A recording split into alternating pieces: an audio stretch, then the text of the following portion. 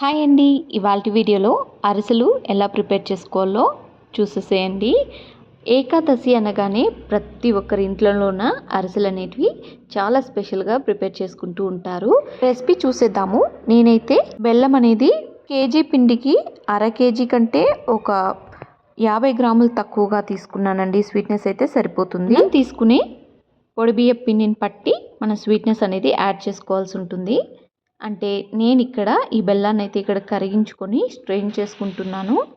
So నేను తీసుకున్న బెల్లం అయితే పొడి బియ్యం పిండి ఒక బౌల్ నిండా తీసుకుంటే అర్ధం వరకు స్వీట్నెస్ కోసం అని చెప్పి ఇలాగ బెల్లం అయితే కాచి వడగట్టుకొని దాన్ని కాస్త తరువాత మళ్ళీ ఇలా పాకం పట్టుకుంటున్నాను. మీరెంతైతే పిండి అయితే తీసుకుంటున్నారో దాన్ని బట్టి బెల్లం అయితే తీసుకోవాల్సి ఉంటుంది. బెల్లమే వేయాలా అంటే బెల్లమే కాదు, మీకు బెల్లం నచ్చకపోతే పంచదారనైనా యాడ్ చేసుకోవచ్చు. ఇక్కడైతే బెల్లం స్ట్రెయిన్ చేసుకున్న తర్వాత వడగొట్టుకున్న తర్వాత ఇక్కడ నేను పాకం అయితే తీసుకుంటున్నాను. ఇలా 1కి 2 సార్లు చెక్ చేసుకోవాలి. మనకి అరిసెలు చేసుకునేటప్పుడు పాకంతోనే పని అన్నమాట. పాకం అనేది ముదిరిందనుకో మనకి అరిసెలు అనేటివి విరిగిపోతాయి అన్నమాట, అంత చక్కగా రావు. సో మనకి పాకం చూసుకొని అరిసెలు అనేటివి ప్రిపేర్ చేసుకోవాలి, అప్పుడే మనకి చక్కగా ఉంటాయన్నమాట. సో ఇక్కడ నేను 1కి 3 సార్లు పాకం అనేది చెక్ చేసుకుంటున్నాను.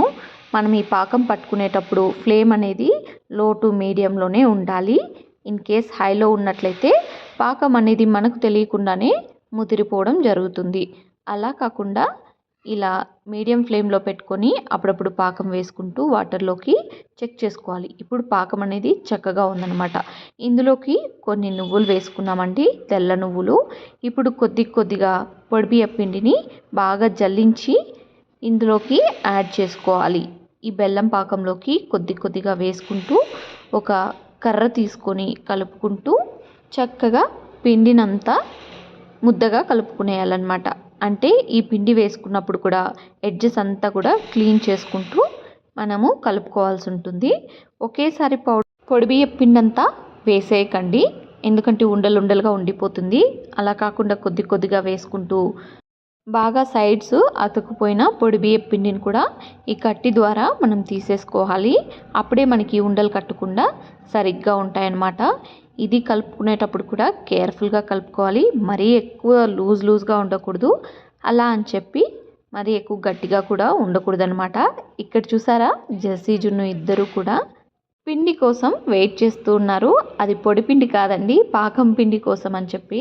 సో ఇద్దరికి ఇలా కొద్దిగా పెట్టేసి వాళ్ళ చేతికి 2 ఉండలు ఇస్తే ఇద్దరు కూర్చొని చక్కగా ఆడుకుంటున్నారు.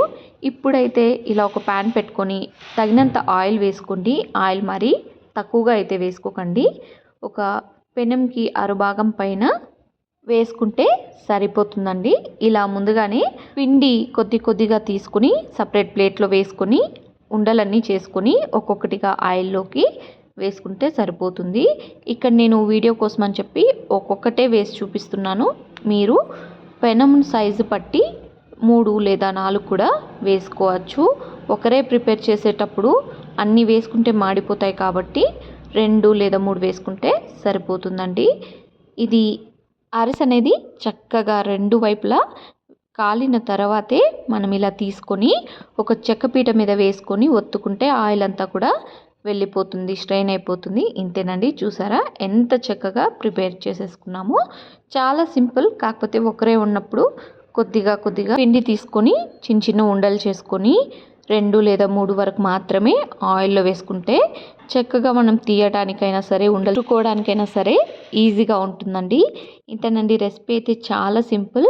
అండ్ ఇది ఏకాదశికనే కాదు, మీరు ఎప్పుడైనా ఇంట్లో ఇలా ప్రిపేర్ చేసుకోవాలనుకుంటే ఈ విధంలో చేసుకోండి, చాలా బాగుంటాయి అన్నమాట.